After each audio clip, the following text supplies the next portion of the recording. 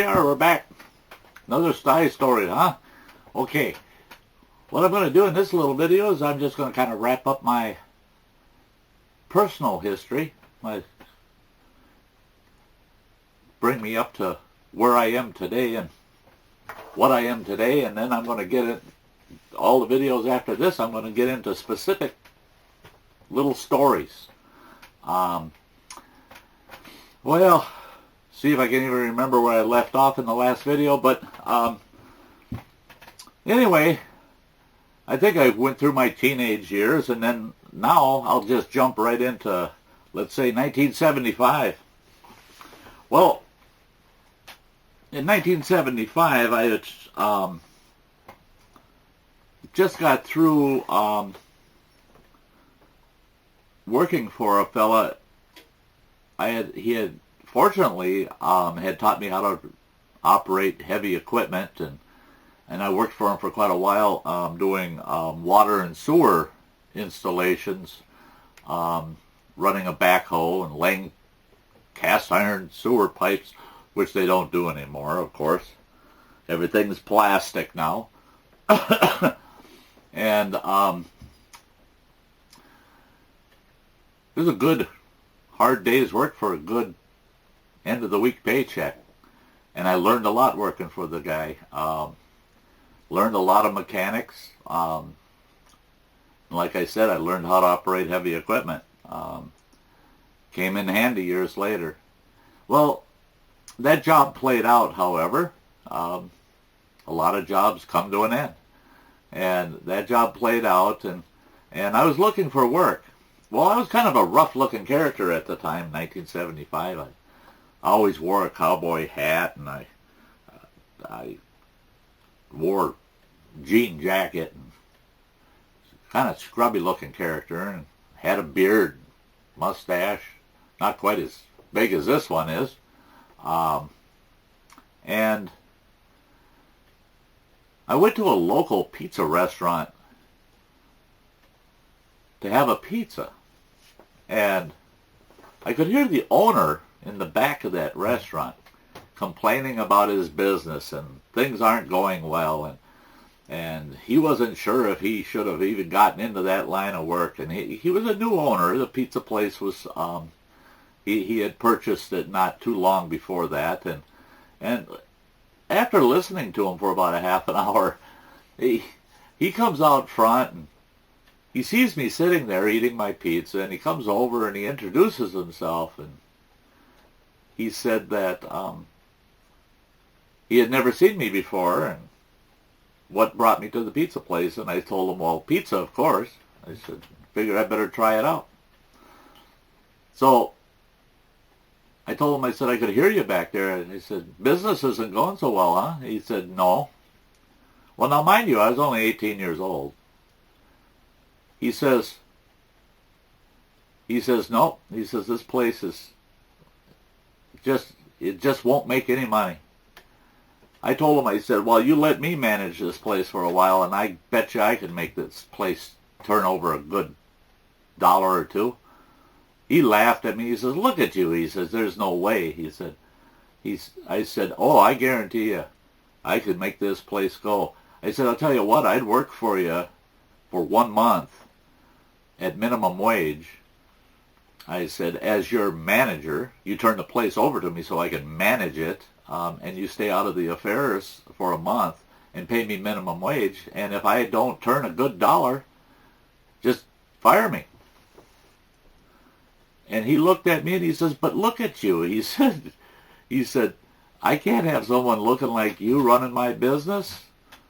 And I said, so if I look different, you'd consider it. He says, I'll tell you what, if you came in here all cleaned up and no cowboy hat, and you got rid of that beard and mustache and all cleaned up, he said, I'd give you that job.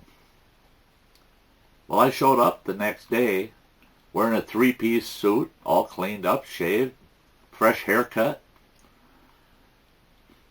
I walked into that restaurant and ordered a cup of coffee, and I was sitting there, and he kept looking out around from the back room, wondering, who is that guy out there?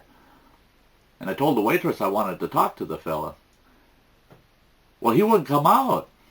And it took the longest time to finally get her to convince him to come out and talk to me. Well, he came out and he came over to the table and he introduced himself. And I said, I know who you are. And I said, you don't recognize me? And he said, no, I'm sorry, I don't. Here he thought I worked for the state or the IRS or something. And I said, well, I'm the fellow you talked to yesterday, and I'm here to take over management of your restaurant. His jaw almost dropped off his face.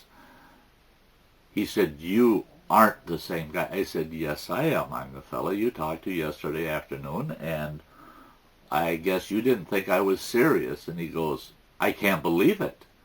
He says, I can't believe you did that. And I said, I'll do whatever I got to do to prove myself. So he said, oh, I don't even know if I dare do this. And I said, well, you should. I said, because the word's going to get out that you made the offer, but you're not standing up to it. Well, he said he had to talk to his partner. Well, found out his partner was his wife. Very nice gal.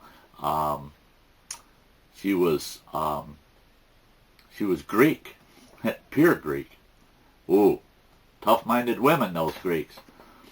She came out, she talked to me for a while, and she told him, give him the job. She said, on his terms, minimum wage for 30 days, and then if he can turn this place around in 30 days, then we'll negotiate a contract with him. Well, 30 days later, I had the restaurant. I tripled their profits in 30 days, and we did a contract, and I had the restaurant. Well, running a restaurant, that's just not my forte. I love the outdoors too much, so being hemmed up in a restaurant wasn't quite what I wanted. But it was going so well, I surely didn't want to stop.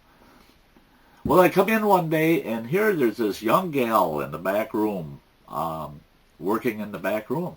And I didn't know who she was. And I thought, well, what's she doing here? I do all the hiring and firing around here. Come to find out, the owner hired her. Didn't even talk to me. He went and hired her. I don't know why. Well, so I thought, well, I don't need her. So I had to tell her, he shouldn't have done that. I'm going to have to let you go because we don't need another employee. Well, she looked so helpless and sad, and she said that it was her first job, and she was looking so hard for work that, so I felt bad.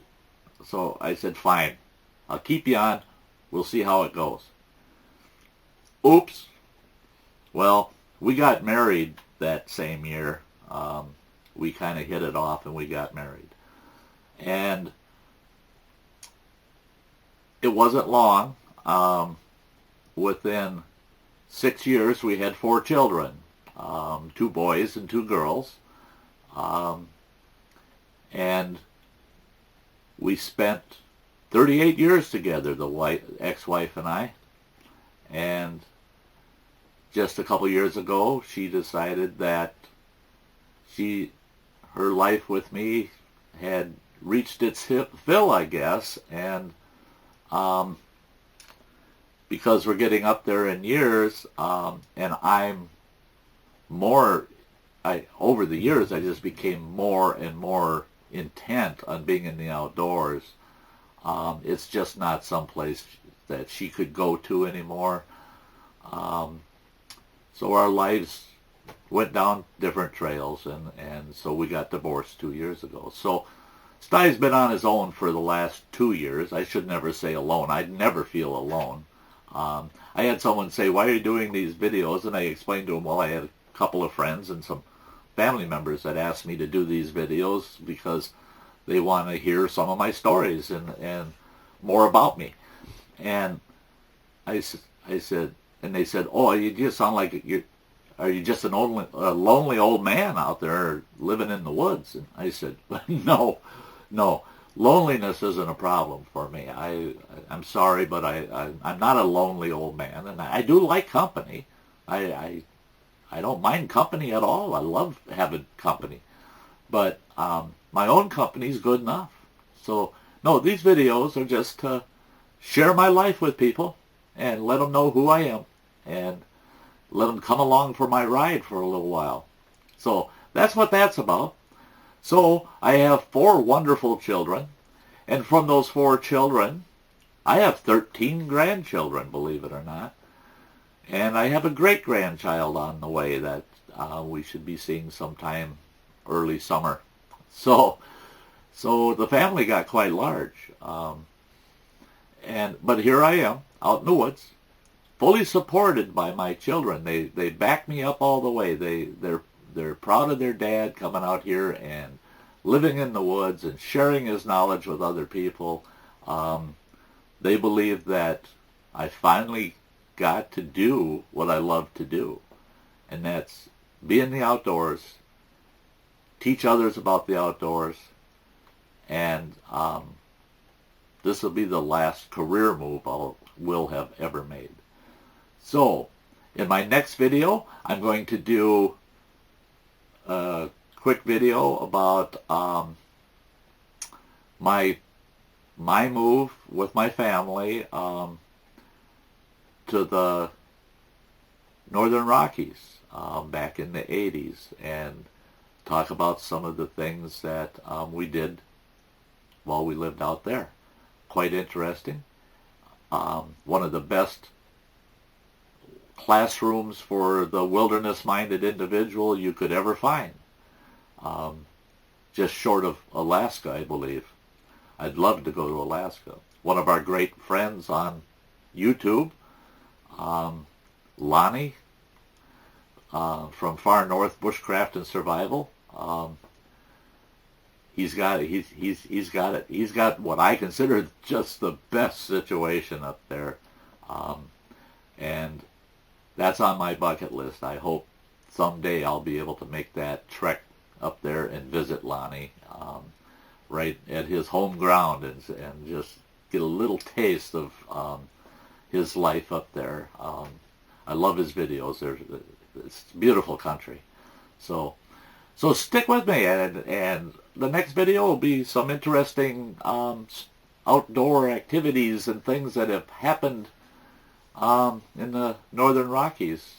So see you then.